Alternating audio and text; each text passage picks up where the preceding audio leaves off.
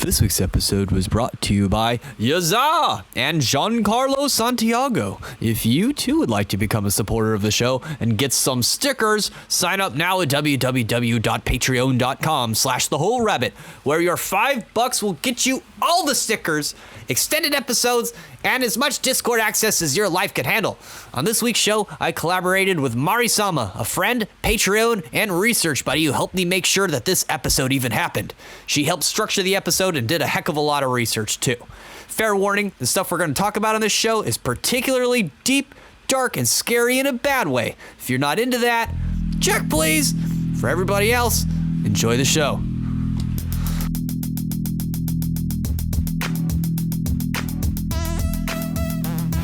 You might need to yell at someone with a megaphone. I saw him do it in Jackass a few times. I see Alex Jones do it all the time, so. That's not a great way to get laid, is to be like Alex Jones. Or maybe it is. I don't know. He's already been laid. He's done with that shit. Now he's fighting the lizard men now. He's done with the Jezebels. Yeah, really. He's like Kanye, you know? They're done. Oh, they're done with the whammons completely. You know what I just realized the other day? Is that if he wins, we're gonna have President Yi. Yee. Yee.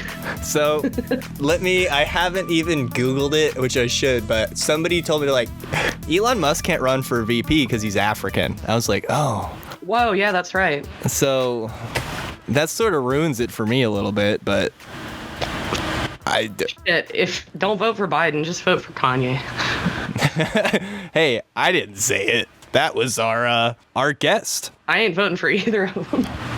You're not really our guest. You're like our guest co-host. I could be a intermittent co-host because, like I said, I don't know. The only reason I was gung-ho about this is because I already know, like, a lot of it. Like, your video game episode, I'm a casual gamer, so I couldn't have helped with, like, half of the shit you talked about. Well, that's the thing, is I spent this whole week setting up new equipment, and I had quite a bit of learning to do in terms of what sample rates are and how different pieces of audio connect, because I am starting to use some of the software that I pay for already, because I wasn't before, and now I'm having to learn how to do some things, so hopefully the show sounds okay. Welcome to the show, MariSama. Did I say your name correctly? I'm terrible at pronouncing names. It's just Mari. And Sama, like it's my last name. MariSama. There you go. Sweet. And then you don't put san at the end of it, right? Unless it's like... It's san. Sama is san. It's just like, instead of like Miss Mary, and it's, instead of saying Miss Mary, which is Mari-san, it's Lady Mary. You know, my Lady Mary. Like, it's like going up to a noble lady. You know, the wife of the shogun, you would call her that. Okay. Or a goddess. Goddesses are also, that term is used for goddesses as well. And people know you on YouTube as Mari Campari. What do you do there? I just shit post. Okay. I'm sad I haven't seen it. I've just been so consumed trying to figure out what a sample rate is for the last 3 days. It's okay. I just shit post on there, and I just have that name because it's like I need a last name because I don't want to be, hi, I'm Mari. It's like I need a last name. But MariSama is like from my furry stuff. Like I use that name with my furry art. Hello, everybody, and welcome to The Whole Rabbit, where we don't just sit your precious kiddo down in front of the television for 3, maybe 4 hours at a time. F no, my fantastic friends. We put on a robe and wizard hat, pump him full of LSD, and make him watch Alice in Wonderland projected onto a giant pregnant belly of a colossal wax Marlon Brando dressed as an owl in a secret grove somewhere in a jungle safari ride in a small, hardly noticed Anaheim amusement park for the purposes of turning them into, sleeper assassins. Because if the CIA can make it up as they go along, so can we. Because this week, we're discussing MKULTRA. I'm your host, Luke Madrid. I've already told you we're joined by MariSama, who did most of the research in the outline for the episode. So, where do we get started? What this is people are like, okay, Luke, I put on your stupid show. What are you talking about this week? This is like the Lucifer's crown jewel of conspiracy theories, isn't it? Yeah. This is actually started way back in Germany, actually, originally. Just put it on the table like that. Well, I don't know. I've never done a show before. Well, one of my main sources that I use, Stephen Kinsner, who has some great stuff on YouTube, he's like, it was the comic books. These people, they just thought they could do anything. They just were reading the Marvel, and they just thought that they could do whatever they wanted. But you're saying that some of this stuff goes back to Germany? Yes. God, I'm bad at this. Sorry. No, it's okay. You're doing great. I know they went back and they researched some of the German stuff, which is effed up. But before we go back to Germany, what we're talking about on this show this week is MKUltra. It's the CIA's secret clandestine research program designed to uncover ways of dominating, erasing, and reprogramming the human mind. As if it were a computer. As if it were a computer, because it is not a computer. So this is like original AI technology. Like turning people into artificial people? Mm-hmm. Like a computer console that can be turned on and off. You can put input, output, you can get output. That's what they're trying to do. But it appears to be organic on the outside. Oh, yes. And that's why you'll never notice them sneaking into a crowd. So they're clockwork oranges. Yeah, and I did listen to your episode on that, and y'all touched on the Ludovico technique a little bit, but actually that was based on mind control techniques of the time, because it was written in the 70s, I think. Burgess wrote it in the 70s, and that was it was all coming out then about MKUltra, the program by the CIA was coming out, and Burgess wrote it earlier in the century, but it was Kubrick who basically just chopped it and made it his own, as he usually does during that time period. So yes. When did he write it? What's it like in the 60s? It's been it's been a few eternities since that episode I did. But yeah, it was after the 50s, and I knew that. It was like in the 60s or early 70s when it knew came some out. things. He knew some things. Right. And but the book was written that way as well, and they already knew that the government was performing experimentation on people to create super soldiers, or to basically erase your human will so that you would take any command that they give you without hesitation. It's kind of to train the perfect fighting machine. Der Übermensch. Like they wanted remote control Superman, basically. I don't speak German, man. Are we still talking Germany right now? Or are we? I speak American. See, because that's the problem, isn't it? It's like, are we talking about Germany or are we talking about America? Are we talking about Germany or are we talking about America? It started there because the Germans, when the Nazis were in control, they were trying to figure out how to also create stronger soldiers that wouldn't basically give up secrets if they were caught and interrogated. And the Germans were also very interested in bloodlines, as or the Nazis were, at least. I mean, that's pretty obvious. Obsessed with them, right? Because you had to get in the SS, you had to pass so many generations of pure blood or whatever to get in the book. And they had to keep down basically, if you didn't have a family history, they couldn't get in the book. You couldn't get in the book. Right, exactly. You're not in the club. That was like their book of life. Like that was like, you know what I mean? It's like the sacred. Well, I feel like this is part of the occult part of it that it started in is they have this belief that if you keep your bloodlines pure, then you can perform magic or psychic abilities, or you just in generally able to be stronger or better than the competition. So that was kind of the whole obsession with the keeping the bloodlines pure and genocide and all that shit. So anyway. So wait. So in layman's terms, okay, the Nazis were killing people because they believed they were mudbloods. Right. They felt that they were morally obligated to clean up the genetics. In other words, like they did not feel remorse because they didn't view other genetic pools as they viewed them as inferior. In other words, they had some kind of occult belief that they were God's chosen people. And that's why they had they were obsessing over, pure blood and all that. So from what I understand, they got people in this idea of concentration camps originally. They had to slide it in that direction, and the way they did it was they got the nurses and the doctors to betray their Hippocratic oath, you could say, by taking people and classifying them as a disease, and then taking the state and classifying it as a body, right? And so then you're not killing people, you're cleansing a body. So it's like you're cleaning detritus, like you're clipping nails. That's how they thought of it, or they were made to think of it that way. Well, in effect, it's kind of a spell if you think about it, because they're using words in a way to frame something so that you would be okay with it. Now, I'm trying to be less of a douche lately, but when Stephen Kisner is like, oh, well, when the U.S. saw that the Soviets were brainwashing, or that the communists were brainwashing people, they had to keep up. Like, no, I'm pretty sure they noticed the Nazis were pretty well brainwashed, right? Can we say that? Like, maybe they noticed. Oh, sure. But then the new enemy was Russia. And honestly, I think that the Nazis delved so far into this kind of study because they were trying to fight the communists. I mean, they were going against Russia as well. So they needed better technology. Good point. Faster, because they don't have as big as an army as them. So they were trying to make super soldiers, and the Nazis were already performing these experiments. And since it was an ethno state, they had plenty of people to, experiment on, and nobody cared. So now we all know that the Nazis got their asses kicked in, which is great. Thank you, Soviet Russia. Yes, and the Axis powers or whatever. But you may not know that after that, after the Nuremberg trials that they went into to put.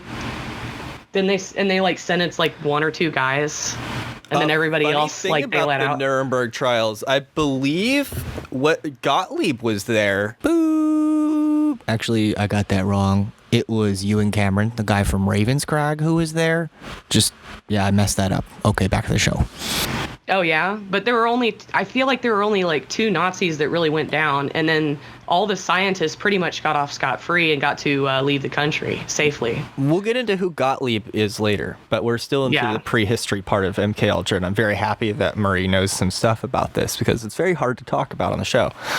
It's kind of vague stuff, but, also the Nazis were researching hyperdimensional travel, aliens, making spacecraft. There's a lot of stuff that we got from them when we inherited it with Operation Paperclip, which we will go into. This was the point I was making earlier. Is it America? Is it Deutschland? Which one is it? Can you tell? That's because they're paperclipped together at some point here. This is where, long story short, back in World War II, there was a super secret military intelligence organization called the OSS. I think they're in the superhero movies. Anyway, the OSS becomes the CIA. And it was a joint operation between the OSS and the U.S. Army's Counterintelligence Corps, which produced Project Paperclip. Right, and what that was exactly is that they hired some of the Nazi scientists that were exiting Germany after the war and recruited them into the CIA, into new programs, positions. Dun dun dun. Like TV programs? No, like they did. No. I'm just trolling you now. They eventually worked their way into that is the problem. See, now we just brought up the CIA. Who is the CIA? CIA, Central Intelligence Agency, founded by Harry S. Truman on September 18th, 1947, mere months after the Roswell, New Mexico incident. BT dubs. Wow. Yeah, they needed to keep some mega secrets at this point. If you get into UFO lores, it's like the UFOs crashed and then they founded the CIA. Exactly. They always go there. And the Harry S. Truman. All I know about Harry S. Truman is he's the only U.S. president we've ever had that didn't graduate college. Pretty sure. He also is the only U.S. president that ever dropped the bomb on anyone. Also pretty sure. Only that we know of. That's on record. You think he has some Aryan lizard blood? I don't know. He could be a distant relative for all I know. I don't know. Well, he started some shit, apparently. Yeah, so the CIA is a civilian foreign intelligence service of the federal government of the United States. It's tasked with gathering, processing, and analyzing national security information from around the world, primarily through the use of human intelligence. And then that is... What's the word? It's espionage. So spies. Oh, it is? Oh. Yeah, the CIA makes spies. Long story short, they're spy people. I'm so surprised. So I mean, Well, here's the thing. They're not like the FBI. They can't just like come in and arrest you. But Yeah, they're actually beholden to no other government body. They're completely, self-governing, which is always a red flag. well, but they're not like a law enforcement agency really either. No, They're more like a research organization. but they sure do tip a lot of dominoes in certain directions and cause things to happen, don't they? so But if you can keep yourself removed, then you can perform experiments and not get blamed. well, especially if you're not really performing them you as the organization are not doing the thing. It's actually, and you have a bunch of other organizations that you create to fund other people to do your work for you. Those people Exactly. have no idea who you are if you're the CIA. That's basically how it works. So the CIA basically to do MKUltra sets up a bunch of shell organizations like the Human Fund. No, that's a something. I have it here in the notes what they call it. The real research organization they set up was called the Human Ecology Fund. It was used to finance research into West African witch doctors and their esoteric healing and cursing methods for McGill University. The doctor and university professor who did the actual research was stunned and confused when he learned that his research was actually being funded and then directed by the CIA for their purposes. I couldn't actually find the name of this professor, probably because he didn't want to be associated with the CIA. Right, and that probably was a big surprise for him because in the intelligence communities they use compartmentalization, which is a term that means that whoever's working on certain levels of a project or certain aspects of a project, they're kept on a need-to-know basis. So when you're approached with funding, for example, if they're trying to figure out how to completely mind erase a spy to make them forget everything, give them amnesia, they would approach a scientist at a school or a professor at a school and give them a grant money to do research on either chemicals or certain sedatives and give them a hypothesis. So they would basically fuel scientific research through universities and these shell organizations to get the information they needed to actually carry out the brainwashing on their own subjects. What? I hear that was a commonplace thing in the CIA. They were like, if you go to a holiday party, don't drink the Kool-Aid, because they were dosing their own people. Right. Even in the CIA. Even as a lower officer, like, again, you're on a need-to-know basis. They don't need to tell you that they're doing an experiment on you because because you're part of the experiment. If they told you, it would ruin the experiment. So by joining the CIA or by being around them or by going to their party, by drinking the Kool-Aid, technically you're the one that initiated the experiment, not them. So they get out of it like that. Dang. Because the scientists at universities and the professors, they could have said, "No, I don't want your grant money." But What again, did you inject me with? they approach them with shell organizations. They don't tell them that they're CIA. They just say, "We want to study this one thing. Can you do a test for us? Here's $60,000." And the scientists are like, "Sure." And that's what compartmentalization is. And that's how they keep people from figuring out the pieces that they're putting together. And it's to keep top secret information safe, quote unquote, is what they use as a cover. But at what cost, And this is why, because of compartmentalization, this really is the Lucifer's crown jewel of conspiracy theories. Because when people are like, there's no such thing as conspiracy theories, the government can't keep a secret, XYZ. It's like, well, they don't have to. Like, the people that design these experiments and design these things know that people can't keep a secret. And so they set up these shell organizations. They spent just on the MKUltra program, and you can tell that they changed the names of the programs because it started off as Bluebird first. and then Artichoke. Right. Those are the two predecessing intelligence projects in the military in the United States before this was formed.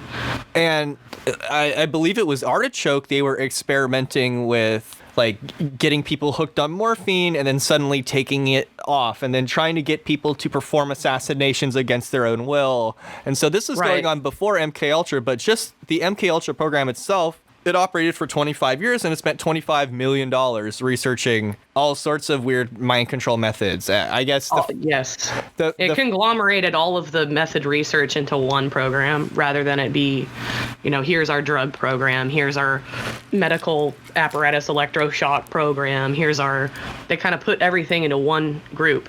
And then that's what became the MKULTRA program. So they took all of those different programs from before that were separated.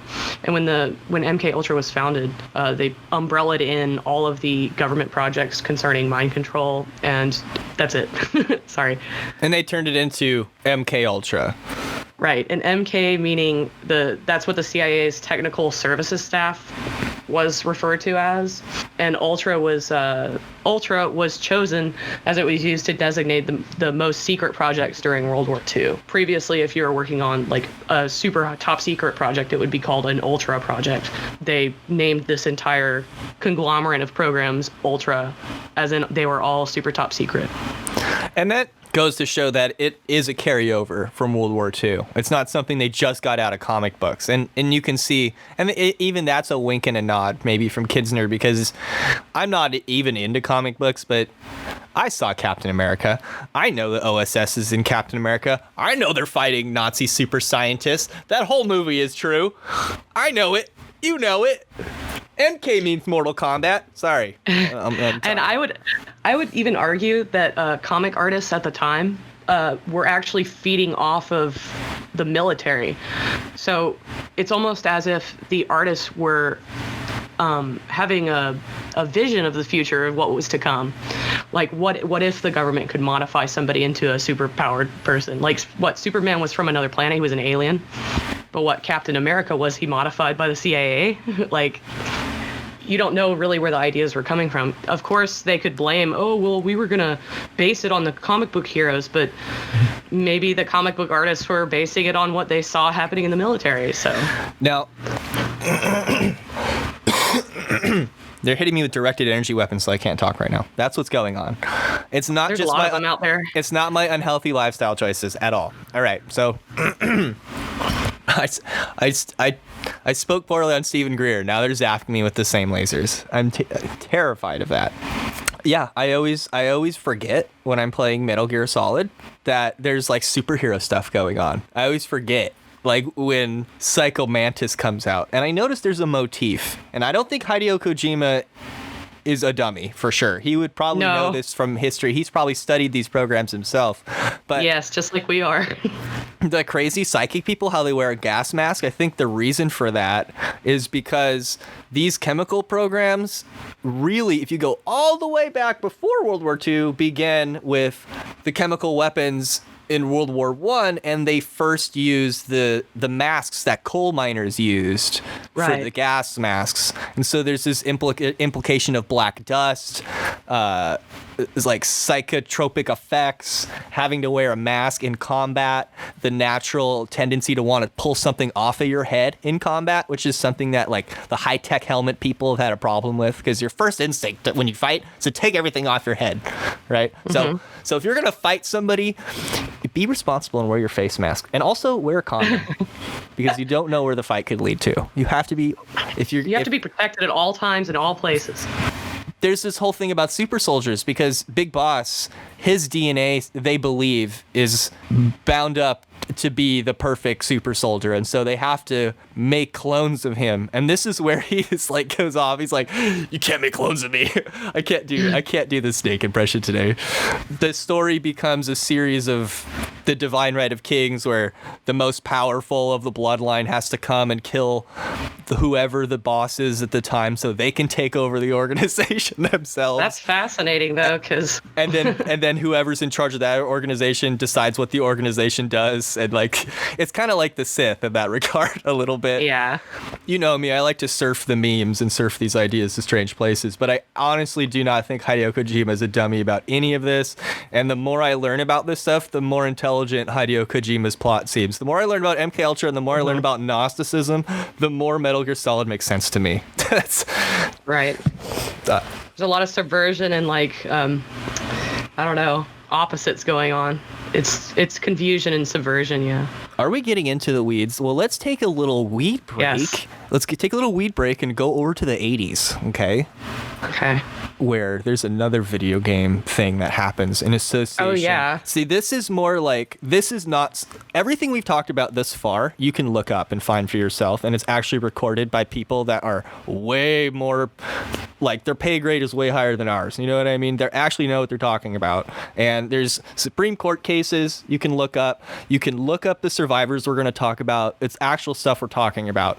This other thing, it might be real, but it could also be an urban legend. Woo! But sometimes urban legends and myths are more real than the real. So it could be and real. That's actually a soft version of brainwashing, is to make reality seem like fiction and fiction seem like reality. So I'm addicted to brainwashing because I act like when I play, they say that when you play a video game, they say the ones that raise your IQ the most, quote unquote, the ones that make you smarter, quote unquote, their studies have found are the first person perspective games that have a high level of visual detail. Right. So your brain is tricked into thinking that the signals are actually coming from your eyeballs. When you don't see if you see another object that you're controlling, it's almost like it registers like, oh, I'm playing with a puppet. So your body doesn't understand that you're doing that action unless you're seeing from first person. It's a psychological trick.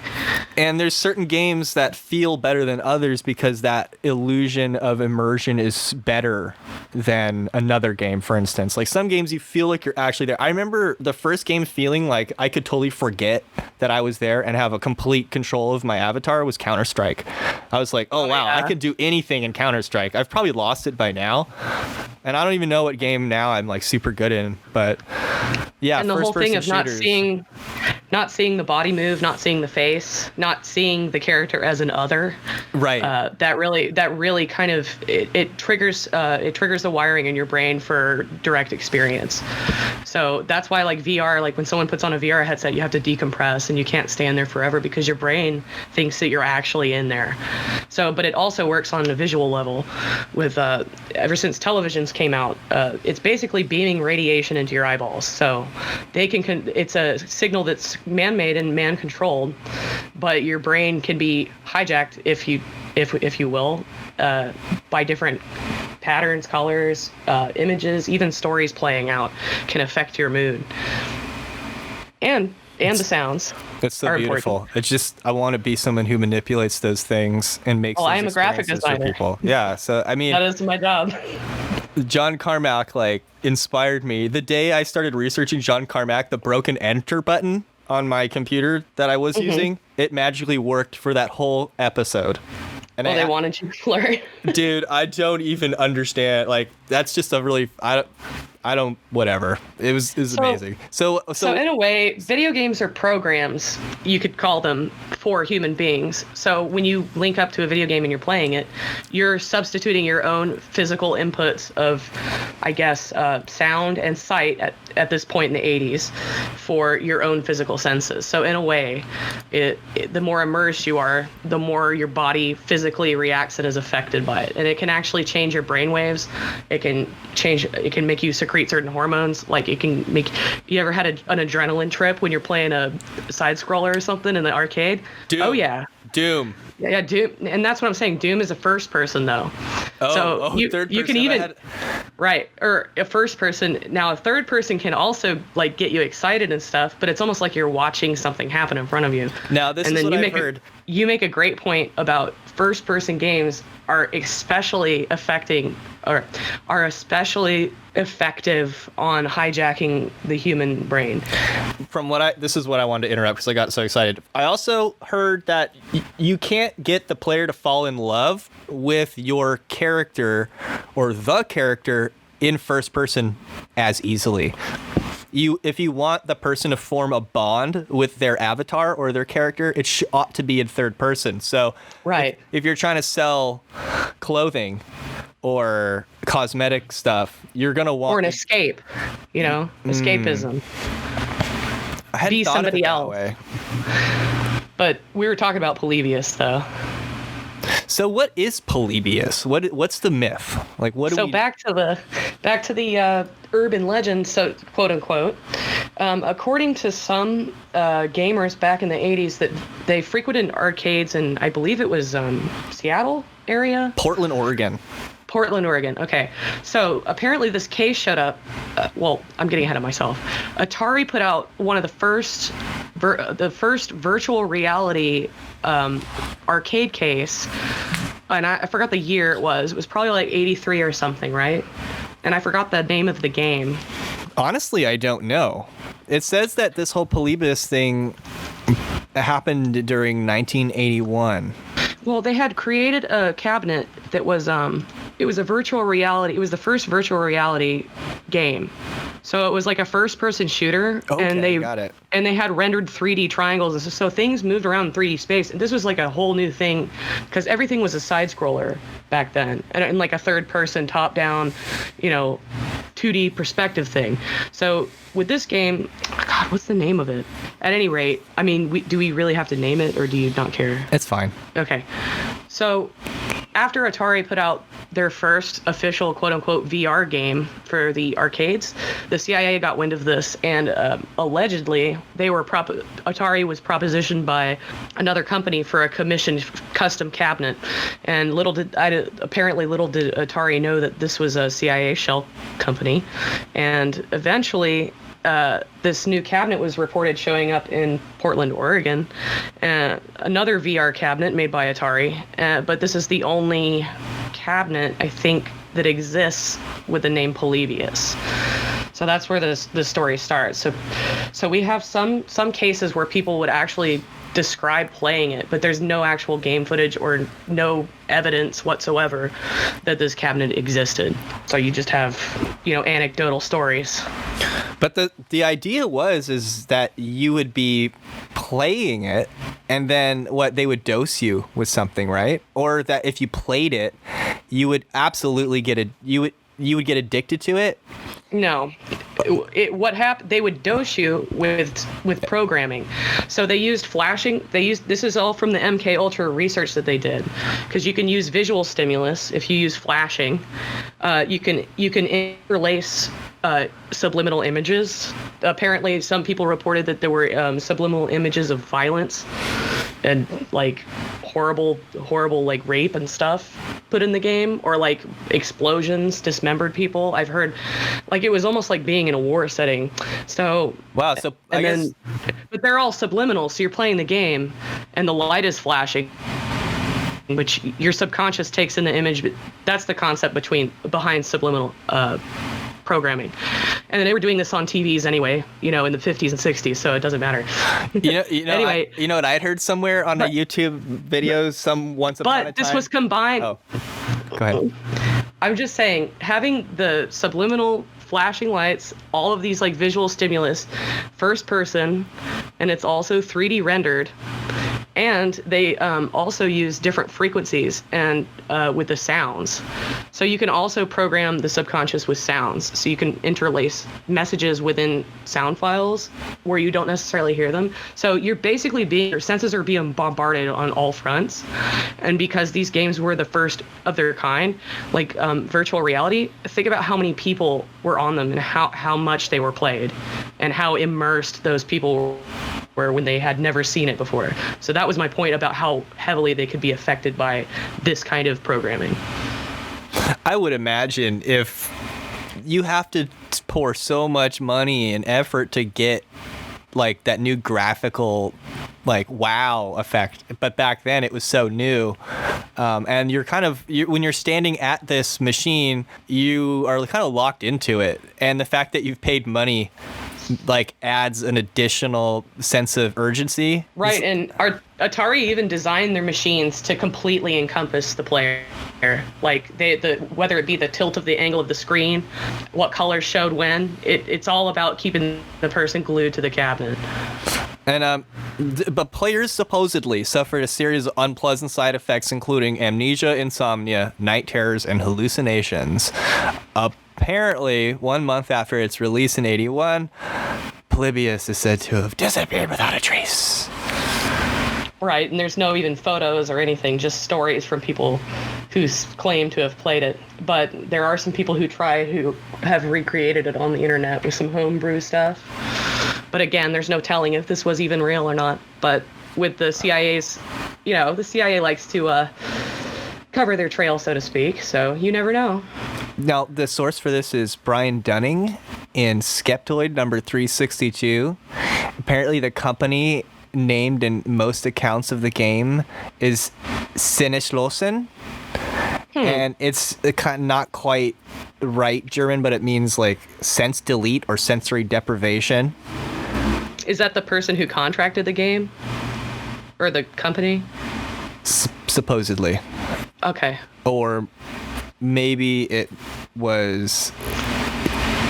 Yeah, I don't know. It's hard to tell from the article, but I did get that from Wikipedia. That sounds like a code name. Oh my god. Right? And it's German. Yeah. So, and because that was the main thing they did in MKUltra was mess around with these techniques like sensory deprivation. And, well, so the main goal of the MKUltra program was basically to learn how to delete somebody's psyche, to totally clear it out entirely, and then put something there in its place that would then operate subconsciously as programming, and possibly have triggers that certain stimuli would set off. So if you were programmed very heavily with something about your mom, or maybe Alice in Wonderland, or a certain song by the Beatles, and you had to listen to a message about your mom, or watch Alice in Wonderland, or listen to a song by the Beatles for like 10 days in a row where you're on LSD in a little tiny box, then it's possible that when your psyche compartmentalizes that traumatic experience, that when that stimuli comes back, you would naturally go back into whatever state you were in when you formed your strongest association with that stimuli, right? Exactly. It's about crossing wires in your brain and creating such high stimulus and high contrast between stimulus that your brain, it becomes ingrained in your lower brainstem, which is it's the animal part of, like the lizard part of your brain in the back, the cerebellum. So your brain goes through so much trauma and the frontal lobe completely shuts down, and then all of that programming is shoved lower into your psyche. So it's almost like you can't stop the response anymore. So whatever response you're trained to do forever, whatever trigger, say the Beatles song, it becomes almost impossible to not carry out whatever behavior you were programmed with when you are triggered. So that's the point, is as if you could take a human and push a button and they would do a command. They would do a thing for you that you want them to do. Dance like a monkey. Or maybe assassinate somebody like Tupac.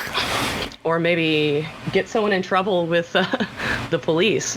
Or get them to do something on camera that you could blackmail them for later. That's what I was trying to say, yeah. Okay, because that sort of gets into our little friend Ghislaine, Ghislaine, Elaine, Maxwell. Call her Ghislaine. You know, I was on a podcast once upon a time, and it was a comedy podcast, the Henry and Camilo show, and it's a wonderful show. And I said Ghislaine Maxwell the whole time, and I felt really bad about it for 11 months. And then when people found out how to say her name, they're like, no, let's keep calling her Ghislaine. Yeah. So I guess I'm vindicated for... And what isn't that part of let's say you're in let's say you were born to go into intelligence. Maybe they give you a name that's super hard to spell, or hard to pronounce. They're like, what is that name? And then your brain is just it's so traumatized by having to pronounce the name, it compartmentalizes it. Are we getting off topic here? Or I think so. Because we're not to Ghislaine Maxwell yet, but that may be tied. No, we're not. No, but we're not saying it ties in. But it's definitely not. We haven't even discussed the methods and stuff yet. No, this is gonna be a really long show, so okay. we'll figure it out. I'm gonna go in and just edit this. This could be a bit of a thing. I don't know how long the show's gonna go, because apparently MKUltra is a big topic. That's why I was so worried about your research, because it keeps going and going. And like I said, they'll just change the name and continue on. So it's like, where does the line get drawn? Like, where does this stop? Because a lot of the stuff, like the Polybius case, and then even like Epstein and Maxwell and Nexium, all this other stuff, like this is a result of what has been going on for a long time. And they've gotten complacent, thinking that they can get away with this. See, that's the thing, is like, you can't just be like, oh, it's the CIA did it. Well, like, because there are specific people, but it does but it does go to the top. See, because they want you to think it was this guy, right? Sidney Gottlieb, who was in charge of who was in charge of the MKULTRA program, which was founded April 13th in 1953, right? Yeah, and he was put in charge because he was a poisons expert, isn't that right? Yeah, he was a poison expert. He joined the CIA when he was 33 years old as a poisons expert. So he was good at all the chemicals experiments that they were already doing for mind control before this. Right. Then he came to lead the Division of Technical Services staff. Gottlieb was a lifelong stutterer, but he wasn't stupid. He graduated magna cum laude from University of Wisconsin-Madison before heading over to Jack Parsons' old stomping grounds in Pasadena, where he received his PhD from Caltech.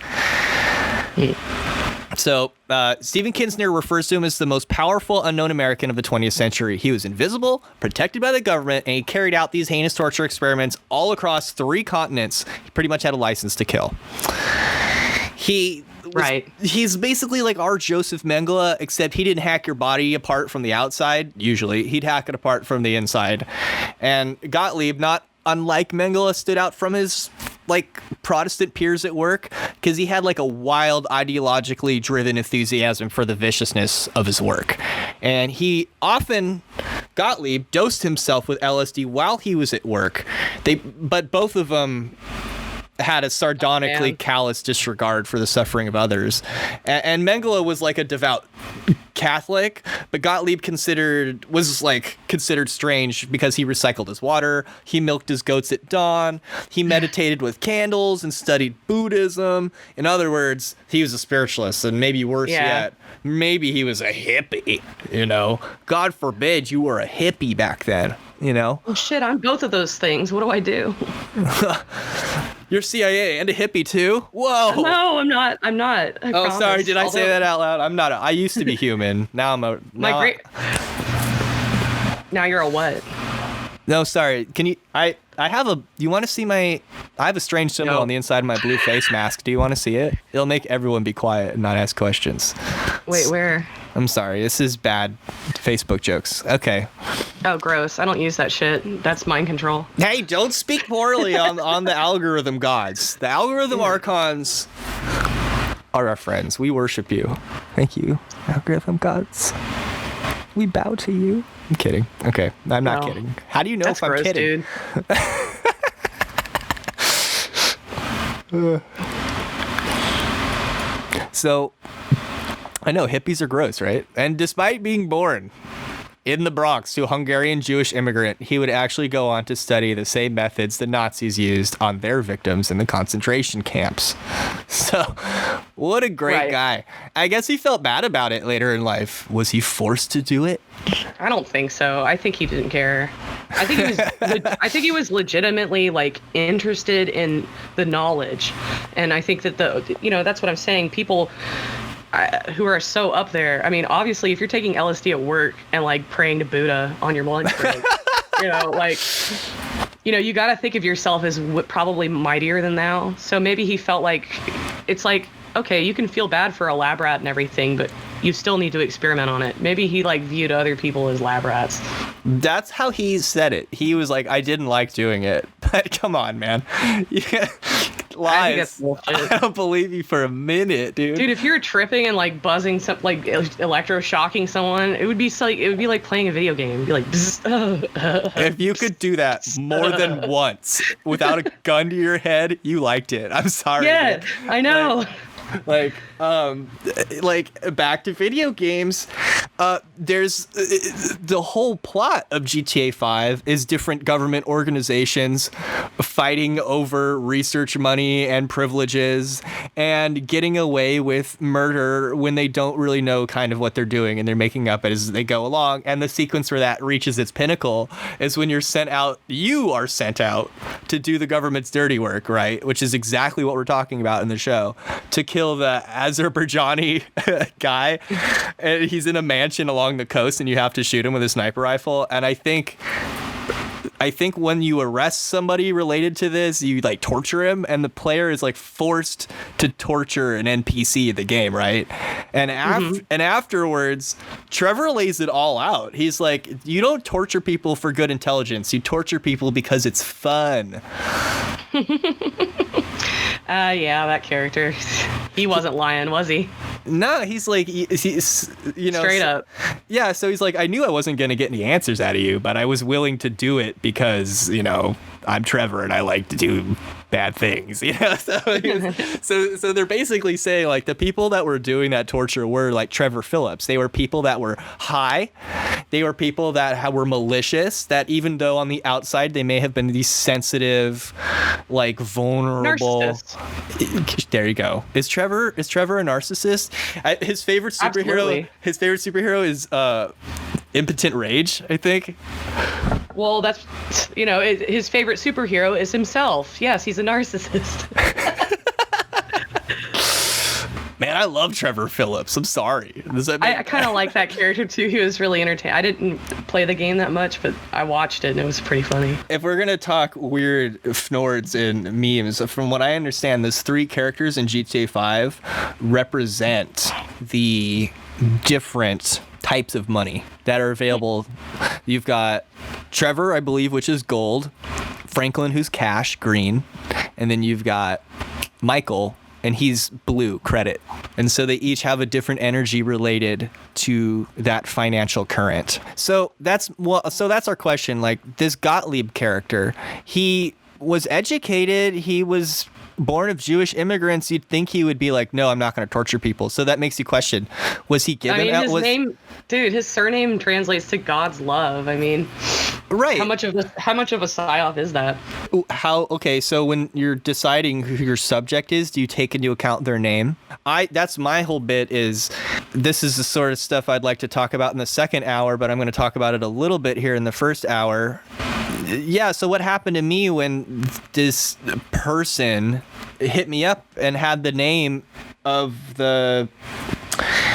Basically, if your name is Leia and you come to me, there's something in the back of my subconscious now that's like, you know, so if you're let's just say, if you were a super secret assassin sent to get me, Leia would not be a bad name to choose. I'm just saying. Right. I'm just saying. I don't know.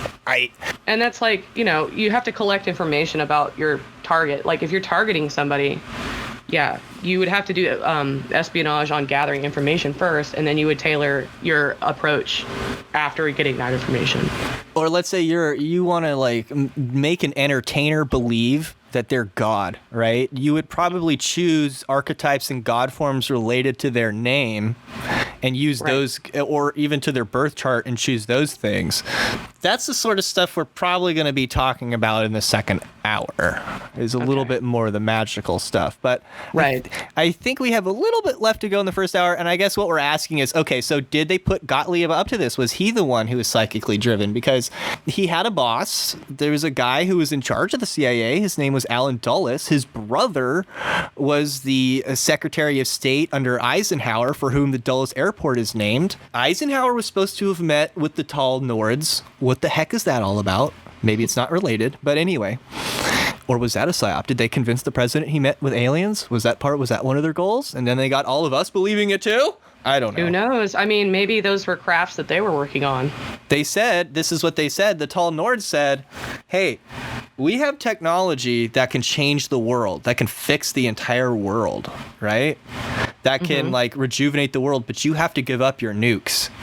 So is this just like Gottlieb and his weird hippie friends like dosing the president and getting dressed up as aliens and being like, you must come with our research way of the cult way of thinking, and they tried to take over America like one evening, right? And they're like, you must disarm because that way our Soviet masters and our Nazi whatever. You know what I mean? Eisenhower's like, look, I want all those great things for the Earth, and I don't care if you're from Venus or wherever, but I'm not giving you those fucking nukes if you're afraid of them. So that's right. So he I guess he screwed up, and now we don't get to have the MKUltra program run the entire world. Damn it. Or the Soviets or whatever the secret plan was. I don't know. I'm just throwing stuff against the wall. If they can do it, I can do it. I guess that's a problem. That's not good how reasoning. do they do it? How do they do it? That's the question. Like, it's like, what is the real details behind this? Because can't people just like the scientist was like, well, I didn't know I was working for the CIA. Like, once you find out you were had, then, you're not going to stick to the program. But how do they get you to? Well, like, here's the thing: is Dulles grew up in a family where he was gonna become intelligence, or he was gonna, his brother was Secretary of State. They were obviously friends with Eisenhower. If you look at his resume, it's like, this dude took out the governments of Muhammad Mossadegh in Iran 1953. He took out Jacobo Arbenz in Guatemala in 1954. He succeeded in obtaining a copy of Nikita Khrushchev's secret speech in 56 denouncing Joseph Stalin, but then he kind of messed up during the Bay of Pigs, and then Kennedy kind of fired him, or he resigned because Kennedy was gonna fire. You know what I mean? They can't just Kennedy literally got fired. Yeah, he got fired in the head by a mind control victim, likely. No. Yeah, probably. I mean, see, that's the thing, is anyone who kills somebody might be a mind control. But see, this is a weird topic. Are humans animals, and if someone attacks your kid, mama bear or papa bear mode will go on, and you'll kill a mother effer, right? Oh, yeah. Yeah, the beast mode is definitely something that is inherent in all animals, including humans. And a lot of this therapy actually is meant therapy. See, that they get you not thinking therapy. They tell you it's therapy because it's called electroshock. Like, I was looking at electroshock therapy, but it's really torture. See, that's the thing is, okay, through these shell organizations, who do they pick on? They do their research. The sick. They pick the sick, the weak. They pick on prostitutes. Sanitariums were a target. Orphanages. Like they would go into countries and take children. Like, that's been happening a lot too lately. Hospitals. Right. Yeah, hospitals a lot. But anyway, so they would do electroshock was already being used back then, like in the 50s, as a form of like antidepressant. So they would use it mild electroshock on depressed or schizophrenic people. These mind control methods would crank it up to a degree of torture, and it was combined with, again, drugs or chemicals. Like, I'm pretty sure the truth serum was developed at this time as well. And then we talked about how audio visuals can put you into a state of hypnosis with the Polybius machine theory. And then you touched on sensory deprivation. So, like, subjects were left alone, tied up for hours or days in the dark, So basically all of this was done. First, you have to shatter the psyche if you're going to reprogram somebody. So you have to use some kind of extreme. You have to use extremes, and you have to basically confuse the victim until they leave their body. So that's what you want. You want their psychic self to actually escape the body. You want them from going during the torture. You break that link between the body and the mind. Basically. You're trying to take them. You're trying to take them from PUBG to Fortnite, is what you're saying. Sure, for gamers in the audience. Okay, sorry. I work for a living, so. Hey,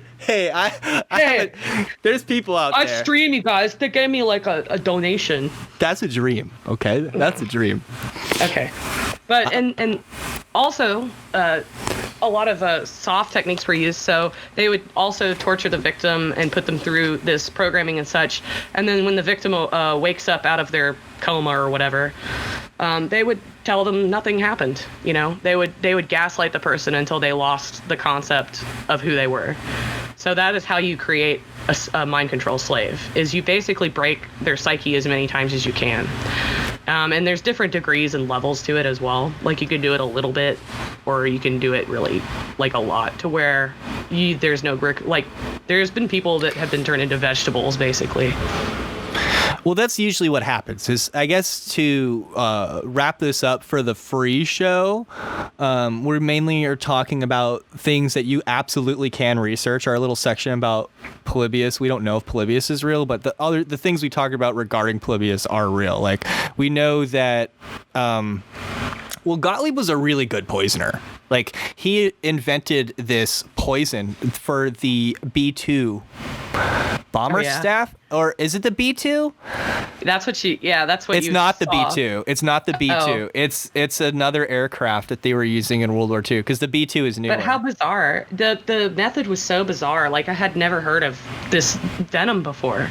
Yeah, it's this venom. It's bacteria or something. The bacteria excrete. Yeah, it's made from the bacteria of, like, thousands of butter clams, and it's contained in a little needle. So if you are the pilot of this super secret aircraft and you're like, I am not going to crash in enemy territory and be tortured to death for these secrets, or be treated as a war criminal by whatever, or not as a war criminal, like, so you might be treated as a civilian for what you, like, depending on where you crash, you might be treated as you don't know how you're going to be treated when you crash land. Right. So or if they interrogate you and you're going to crack, that's when to use it, that. Or like or if you don't want to crash and die, you don't know, like, you don't know what you're facing, you don't want to drown to death or whatever, you have the option of taking this needle, and all you have to do is scrape it across your skin and you're dead. Like, that's just that's crazy how fast it works. And then, like, then they use cyanide pills and stuff then too. They had all sorts of ways to do it.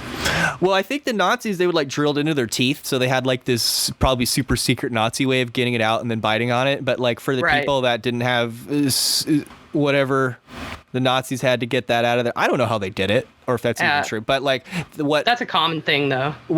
Now, to wrap it up for the free show, we gotta just finish talking about Gottlieb, because Gottlieb was, like, the Q of the MKUltra program. Like, if you were a secret agent in the CIA and you needed a gadget, right, you would go. Oh, yeah. You would call Gottlieb, because Gottlieb, like I said, he was the guy who invented that, like, the needle we were just talking about. He also invented, just like James Bond. Yeah, he invented the exploding pen, right? Who hasn't seen that before in James Bond? Even I know what that is. He invented a suppository that had all the things you needed in it to break out of prison. Whoa. I was trying to think of a funny joke, but I cannot think of something that you could place in your butt that would scare people enough to let you out of prison. Maybe, like, a hamster. You'd be like, where did he get that? They'd be like, we've seen that before, man. I've got two. They'd be like, you're like, I got a rabbit, dude. Look at this. Like, oh my God. Like, let me pull a rabbit out of my asshole. It's like, listen, buddy, you are a level 0 butt smuggler. You need to appreciate that. You have not even earned enough XP to get to level 1 yet and earn your first perk. Okay? So, and speaking of perks, we have 3 of them on our Patreon. And if you'd like to hear the rest of the show, head on over to www.patreon.com/thewholerabbit, where for just $5 you'll get this entire show and all the other entire shows too. But we'll also send you 2 stickers, one of which was made by Mari Campari, who's on the show right now talking, who was so kind enough to have done the research and the notes. So, oh, you did the research. I did an outline for you. Whatever. So now I'm rapping with a ghostwriter. What happened?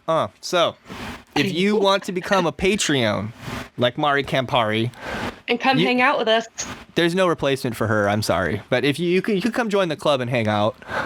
You can get in for just $5. It's the first tier on our Patreon. You'll get Discord access. We'll send you 2 stickers, one of which she made. It's Eat Carrots, Shoot Lasers, and it's a bumper sticker. Stick it on your car. Right. Spread awareness. And should we find you on YouTube or not? Where do we find you? I mean, I'm under your video pretty much every time. I'm Mari Campari. I'm just a big loudmouth commenter. I don't make anything. Okay. I just go to work. I'm a graphic designer by trade. And this graphic designer made very cool stickers that